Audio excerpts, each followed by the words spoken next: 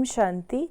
आज 29 अप्रैल 2021 है और आज की मुरली से बाबा का वरदान है, मास्टर नॉलेजफुल बन, अनजान पने को समाप्त करने वाले, ज्ञान स्वरूप योग युक्त भव।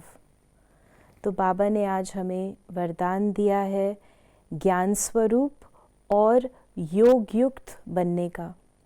इसके लिए हमें नॉलेजफुल की धारणा को अपनाना है।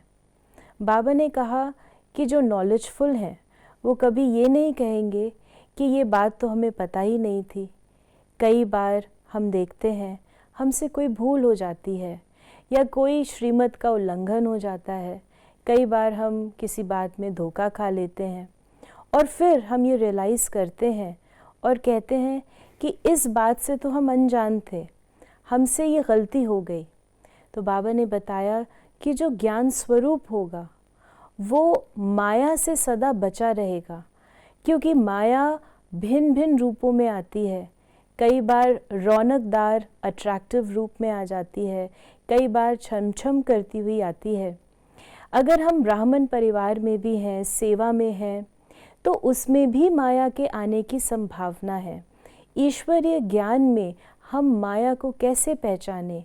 कई बार वो व्यर्थ संकल्पों के रूप में आ जाती है। कई बार कोई हमारी प्रशंसा करता है और हम उसी में ही बह जाते हैं, या उस अपनी जो धारणाएं हैं उनको कई बार हम छोड़ देते हैं। बहुत सारी छोटी छोटी बातें हमसे हो जाती हैं और हम माया के, जैसे कहते हैं, ट्रैप में फंस जाते हैं। तो जो ज्ञान स्वरूप होगा उसे पता है कि माया मोहिनी रूप में भी आएगी, भिन्न भिन्न रूपों में आएगी, तो मुझे उससे बचना है। और जो योग युक्त होता है उसके अंदर एक पूर्वाभास हो जाता है कि ये होने वाला है, क्योंकि उसका माइंड क्लियर होता है।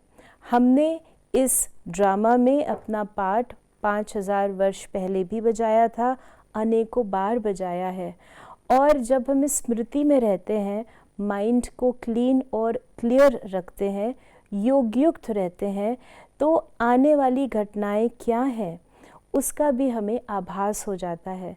तो जितना जितना हम नॉलेजफुल बनकर ज्ञान स्वरूप और योग युक्त होकर चलते हैं, माया के हम शिकार से बच जाते हैं और सभी घटनाओं से, कोई भी प्रकार की बात आ रही है उससे हम ईज़िली अपने आप को क्रॉस कर सकते हैं।